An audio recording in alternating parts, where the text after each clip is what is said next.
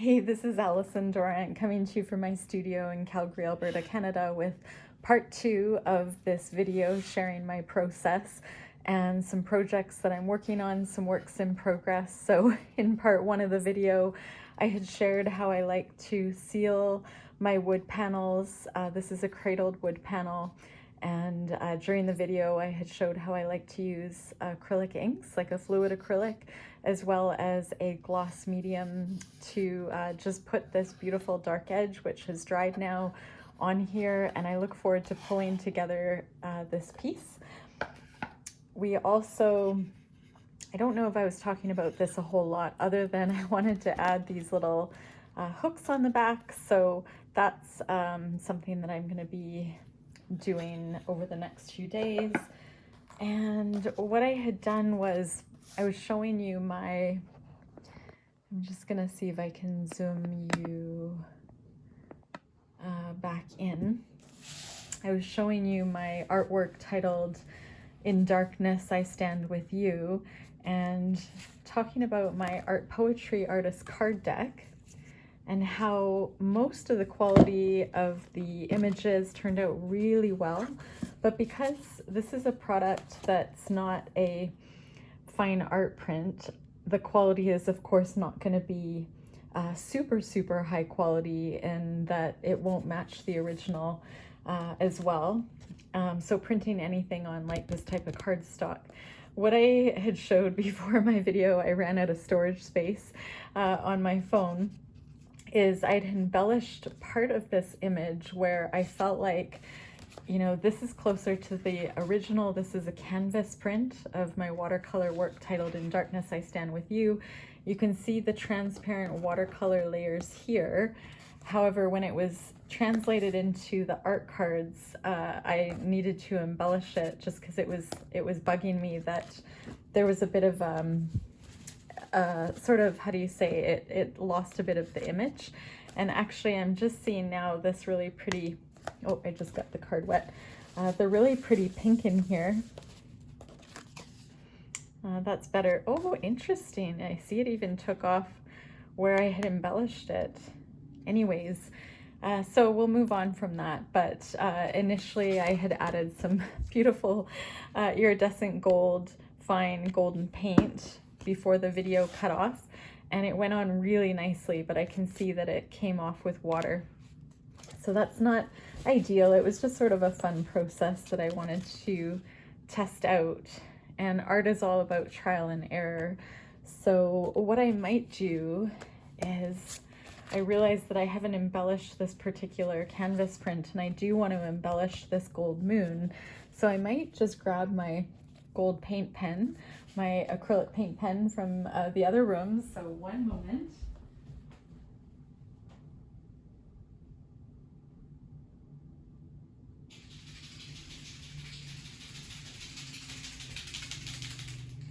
So I'm just gonna shake it up really well. So earlier in the video I had shared how I used the gold paint pen to get the moon, and this, I think they've recently changed their recipe, but this is Sharpie water-based paint pen. Mine is really well loved. I've had it for a while. So I shook it up and I'm just gonna embellish this moon.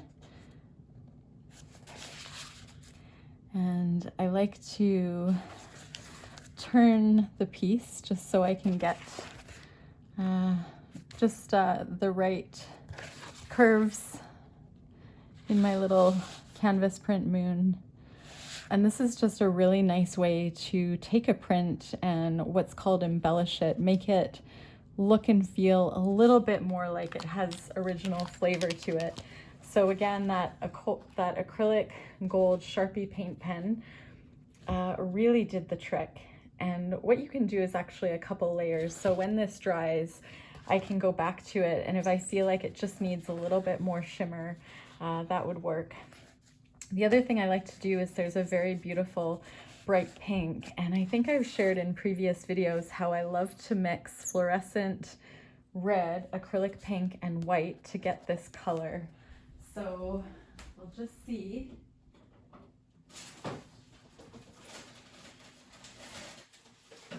If I have that paint.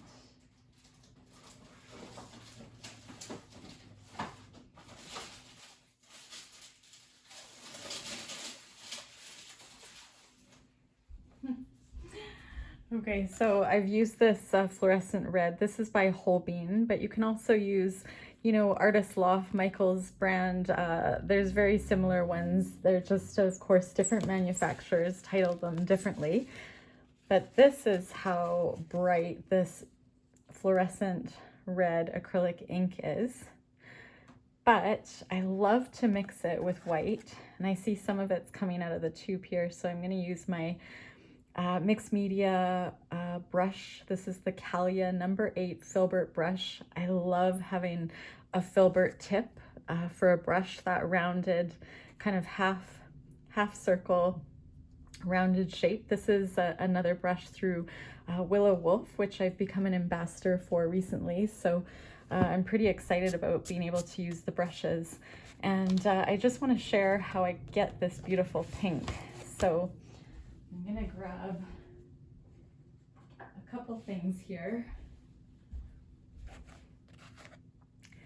I'm actually gonna grab a little bit of gesso instead of white paint, because I have this huge gesso here, which is a great thing if you don't have white paint handy. And I'm just gonna use the lid. And I'm gonna get my sketchbook here.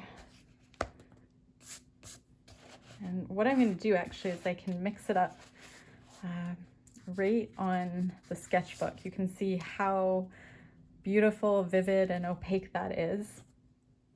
And then I'm going to take, looking for another mixed media brush. Oh, there's so much on the go. I'm going to use the tip of this one here.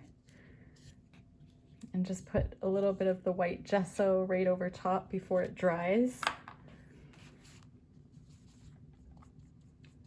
And get some more white.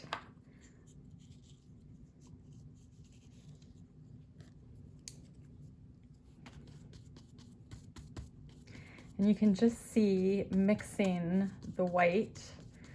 Oh, sorry, I seem to be moving my camera a bit. You can see how you get such a gorgeous light pink. And that's the color that I want to achieve to embellish this little kind of bloom, this little abstract area of the landscape. And this is also giving me a chance just to play around with the filbert brush to make different marks. And it holds a lot of paint.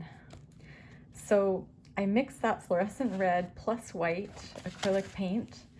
And because I use it quite frequently, I will show you. I use this was like a lip balm, and I like to repurpose these little jars. It's probably a bit dried up, but I've been embellishing a lot of prints for my show. I'm gonna add some white so you can see that it's still a really vibrant pink. I'll just add a little bit more of the white gesso to the top. Oh, it's quite a bit. And I like to use a skewer instead of the end of my brush, sometimes just to mix. And that's a little bit better. I probably could go lighter actually.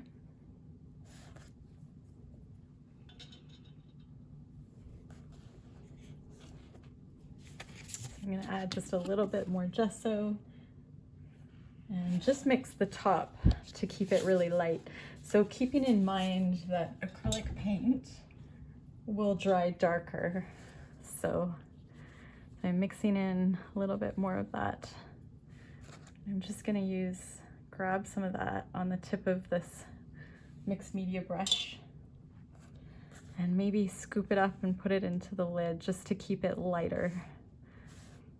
Some of my paintings, I like to have a little bit of a brighter, darker pink, but on this particular one, and this filbert is the perfect size,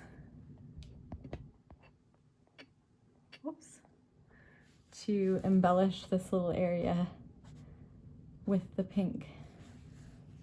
And that's actually all I need to do is just to add that texture, which will dry more flat. And maybe it's a little bit too bulky there. But I like to make a little bit of a design every time I embellish a print. And I'll just see how that turns out.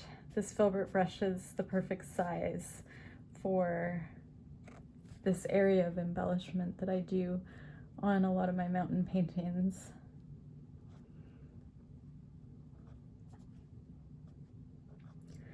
I'm really particular about the shape, even though it's abstract. So that's how I like to embellish some of my art prints. So this will probably last for maybe a month or so. And I'm gonna set this aside to dry.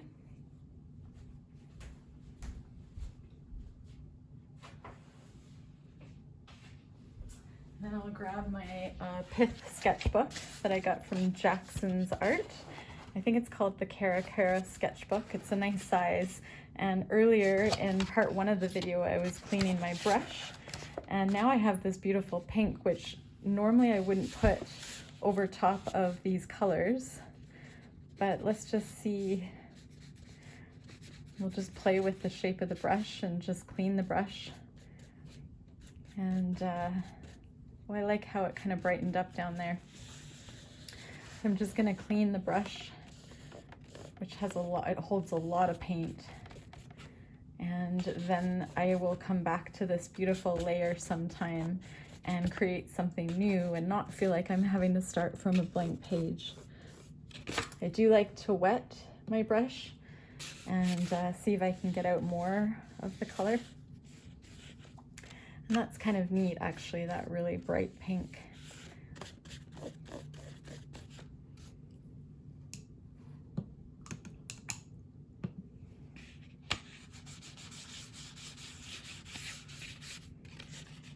There, so I'll clean that better later.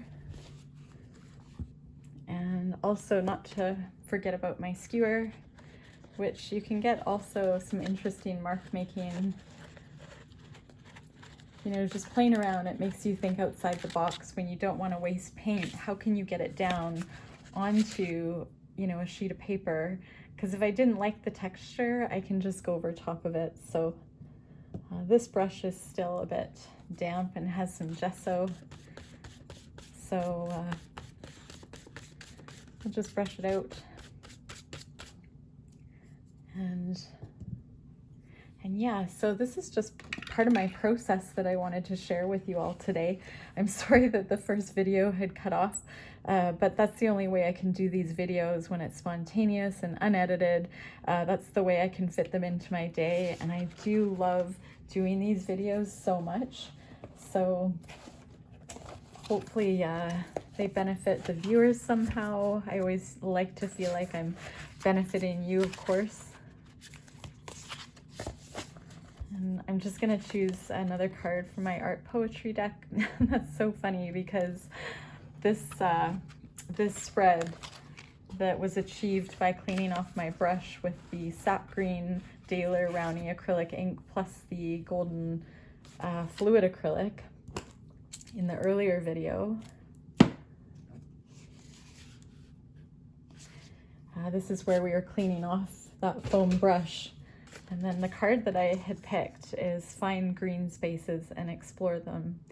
And that's exactly what I'm gonna do. It's such a beautiful day.